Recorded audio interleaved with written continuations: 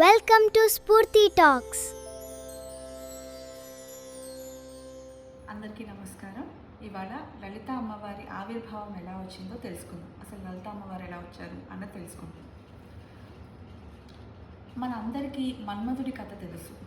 ఒకసారి శివుడు తపస్సు చేసుకుంటూ ఉన్నప్పుడు పార్వతీదేవికి శివుడికి మధ్యలో ఒక పూల బాణం వేయాలని మన్మధుడు అనుకుంటాడు. ఈ కథ మనకు తెలుసు. అప్పుడు శివుడు ఆగ్రహం చెంది మూడవ నేత్రంతో మన్మధుడిని భస్మం చేసేస్తాడు. అప్పుడు ఆయన బూడిదైపోతాడు. అలా అయిపోయినప్పుడు విశ్వకర్మకు ఒక ఆలోచన వస్తుంది. అరే, ఇదేదో తెల్ల బూడిద భలే ఉంది, దీంతో నేను ఒక బొమ్మను తయారు చేస్తాను అని అనుకుంటాడు. అలా తయారు చేసి ఆ బొమ్మకి భండ అని ప్రాణ ప్రతిష్టలాగా చేస్తాడు.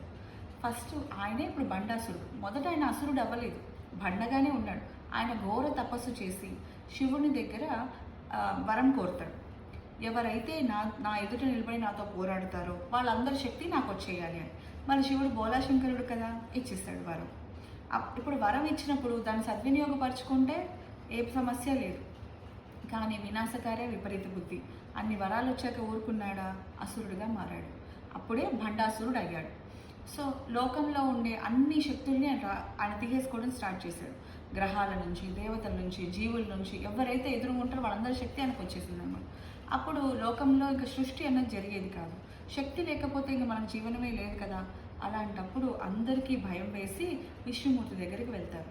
విష్ణుమూర్తి అప్పుడు చెప్తారనమాట, బండాసురుడిని జయించడం అంత సులభమైన మార్గం కాదు. ఆయన చాలా శక్తిమంతుడు ఇప్పుడు. సో ఆయన ధాటికి ఎదుర్కొని గెలవాలి అంటే ఇంకొక ప్రత్యేకమైన శక్తి అవసరం. దానికి మనం యజ్ఞం చేయాలి. ఈ బ్రహ్మాండంలో, మనం ఉన్న బ్రహ్మాండంలో ఎక్కడ మనం వెళ్ళి ఏదైనా చేసినా బండాసురుడికి అది తెలిసిపోతుంది, మన నుంచి శక్తి లాగేస్తాడు.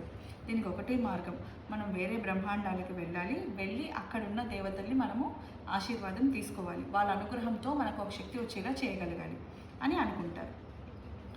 కానీ మనం ఉన్న బ్రహ్మాండం నుంచి బయటకు వెళ్ళడం ఎలా అని దేవతలందరూ అడిగితే విష్ణుమూర్తి ఒక సలహా ఇస్తాడు. నేను ఒక 2 ఆడవాళ్ళని బండాసురుడి దగ్గరికి పంపించి మైమరిపిస్తాను.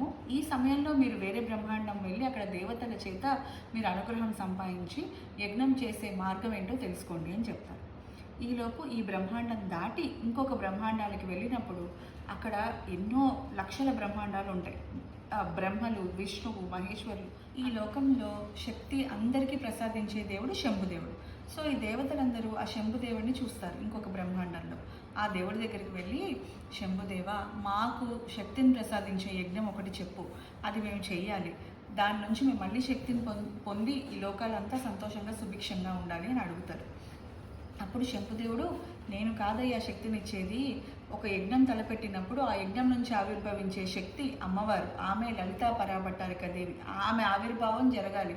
దానికోసం మనం ఒక యజ్ఞం చేయాలి అని, వాటికి సమిధలు ఇవన్నీ కావాలి అని అడుగుతారు. అలా ఆ హవిస్సు అవన్నీ తెచ్చుకోవడానికి వేరే బ్రహ్మాండంలో వాళ్ళు వెళ్ళి తెచ్చుకున్నప్పుడు బండాసురుడు వాళ్ళని సంహరించేస్తాడన్న భయంతో దేవతలందరూ కలిసి వారి వారి అవయవాలను ఆ హోమంలో వేసి వాళ్ళ అవయవాల నుంచి వచ్చిన ఆవిర్భావమే లలిత పరాభట్టారిక అమ్మవారు, లలితా త్రిపుర సుందరి స్వరూపం. శ్రీమాత్రే నమః. ఈ కథ అంతా నేను దేవి భాగవతంలో తెలుసుకున్నాను. మరి అందరూ అలా బుక్కులు చదవలేం కదా.